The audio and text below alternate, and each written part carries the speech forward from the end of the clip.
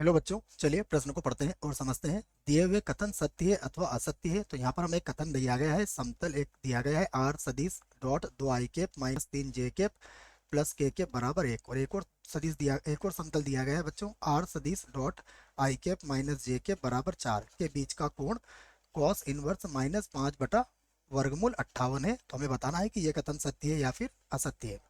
प्रश्न को हल करने से पहले हम लिखेंगे प्रश्न के लिए मुख्य अवधारणा। मुख्य अवधारणा जिसकी सहायता से इस प्रश्न को हल किया जाएगा। मुख्य अवधारणा में देखिए, सबसे पहले हम व्यापक रूप में दो समतल ले लेते हैं। मान लीजिए हमारे पास कोई समतल है आर सदिश एन वन सदिश, दोनों के बीच में डॉट लगा है बच्चों, और बराबर है डी वन। तथा एक और समतल दिया गया है जो है आर सदिश डॉट एन टू सदिश और बराबर है मान लीजिए डी टू। और यदि इन दोनों के मध्य का कोण कितना है, थीटा है, तो कॉस थीटा बराबर होता है एन वन सदिश डॉट एन टू सदिश बटा एन वन सदिश का मापांक और एन टू सदिश का मापांक। तो यह सूत्र हमें याद रखना है इस प्रश्न के लिए। ठीक है, अब आगे हल करते हैं इसको। इन सदिशों को एक बार ठीक लगा लेते हैं, उसके बाद फिर प्रश्न को हल करते हैं अच्छे से। देखिए, ये भी था एन वन के ऊपर सदिश और एन टू के ऊपर सदिश। यहाँ से हल करते हैं इस प्रश्न को। सबसे पहले पहला समतल लिखते हैं। पहला समतल, देखिए क्या है पहला समतल हमारे पास, यह है आर सदिश डॉट दो आई कैप माइनस का तीन जे कैप प्लस का के कैप बराबर कितना है, एक है। ये हमारा पहला समतल है। तो यहाँ पर एन वन सदिश क्या हो जाएगा, एन वन सदिश हो जाएगा दो आई कैप माइनस का तीन जे कैप प्लस के कैप, और डी वन का मान किसके बराबर हो जाएगा, एक के बराबर हो जाएगा। ठीक है, ये एक इकाई बोल सकते हो आप। ठीक है, अब क्योंकि ये अचर राशि होती है बच्चों, अब अगला क्या करते हैं हम, दूसरा समतल लिख लेते हैं। देखो, तो दूसरा समतल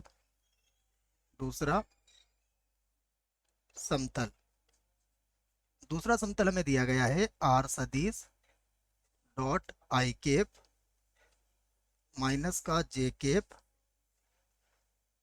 बराबर कितना है, चार है। तो यहाँ पर देखिए एन टू सदिश जो इसका अभिलंब सदिश होता है बच्चों समतल का, याद रखें, आई केप माइनस जे केप, और डी टू बराबर हो जाएगा चार इकाई। अब हम लिख लेते हैं इस बात को कि यदि यदि समतलों के मध्य यदि समतलों के के मध्य कोण यदि समतलों के मध्य कोण थीटा हो तो देखो सूत्र हमने लिख लिया है, वही सूत्र यहाँ लगाएंगे हम। कॉस थीटा बराबर एन वन सदिश डॉट एन टू सदिश बटा एन वन सदिश का मापांक और एन टू सदिश का मापांक या परिमाण बोल सकते हो इसे आप। तो यहाँ पर कॉस थीटा बराबर, देखिए एन वन कितना है हमारे पास, एन वन है दो माइनस तीन एक, तो दो आई केप माइनस का तीन जे केप प्लस का के केप, ये है। उसके बाद है डॉट, ये आ जाएगा आई केप माइनस का जे केप, जीरो के केप में लिख सकता हूँ इसे, और बटे में क्या लिखना है, इनके परिमाण लिखना है बच्चों। ठीक है, तो लिख लेते हैं। ये हो जाएगा वर्गमूल के अंदर दो का वर्ग होगा चार माइनस तीन का वर्ग कितना होगा नौ, और एक का वर्ग होगा एक। यहाँ पर भी वर्गमूल के अंदर लिखेंगे एक का वर्ग एक माइनस एक का वर्ग भी एक होगा, जीरो का वर्ग भी जीरो होगा। तो यहाँ से कॉस थीटा बराबर हम लिख सकते हैं, फिर से लिखूंगा मैं, कॉस थीटा बराबर, गुणा कर लेते हैं। देखो तो ये आ जाएगा, आई डॉट आई तो एक होता है हमें याद है, तो ये हो जाएगा दो, फिर प्लस का आ जाएगा तीन, और प्लस हो जाएगा जीरो, और बटा यहाँ देखिए नौ और एक 10 और 4 14, तो यहाँ तो आ जाएगा 14, और एक 2, तो इनको एक साथ ही लिख सकते हैं हम, 14 गुणा 2। तो फिर से लिखते हैं कॉस थीटा बराबर, ये हो जाएगा 3 और 2 5, और देखिए 7 गुणा 2 होता है 14, तो 2 तो वर्गमूल के बाहर आ जाएगा और वर्गमूल के अंदर कितना आ जाएगा 7।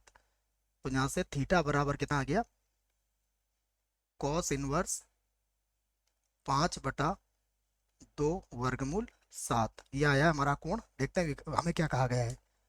हमें कहा गया है कॉस इनवर्स माइनस का 5/58, इसका मतलब हम कहेंगे कि ये बराबर नहीं है कॉस इनवर्स माइनस का 5/वर्गमूल 58 के, वर्गमूल 58 के ये बराबर नहीं है। तो हम कह सकते हैं कि इसलिए कथन हमारा क्या है, असत्य है। तो अतः अतः कथन कथन क्या है, असत्य है। असत्य है, यही पूछा गया था हमसे। आशा करता हूँ बच्चों प्रश्न का उत्तर समझ में आया होगा। धन्यवाद।